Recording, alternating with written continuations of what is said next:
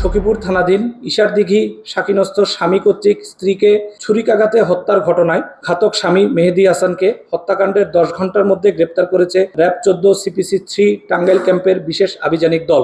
3রা August 2025 তারিখ আনুমানিক সকাল 10টা 30 ঘটিকায় র্যাব 14 CPC 3 টাঙ্গাইল ক্যাম্পের কাছে সংবাদ আসে টাঙ্গাইল জেলার সখীপুর থানাধীন গজারিয়া ইউনিয়নের ইশারদিঘি গ্রামস্থ জনৈক মেহেদী হাসান তার স্ত্রীকে পারিবারিক কলহের জের ধরে ছুরিকাঘাত করে হত্যা করেছে।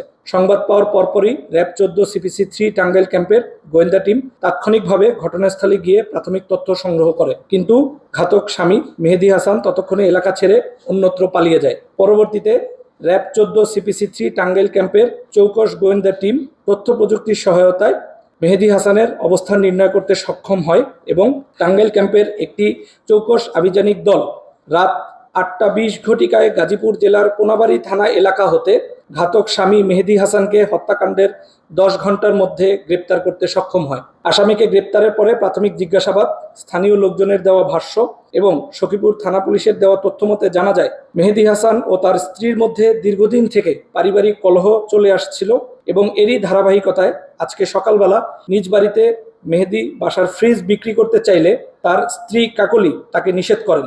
এ নিয়ে দুইজনের মধ্যে কথা কাটাকাটি শুরু হলে এক পর্যায়ে মেহেদী হাসান তার স্ত্রীকে ছুরি দিয়ে পিঠের মধ্যে আঘাত করলে ঘটনাস্থলেই স্ত্রী কাকলির রক্তক্ষরণ হয়ে মৃত্যুবরণ করে।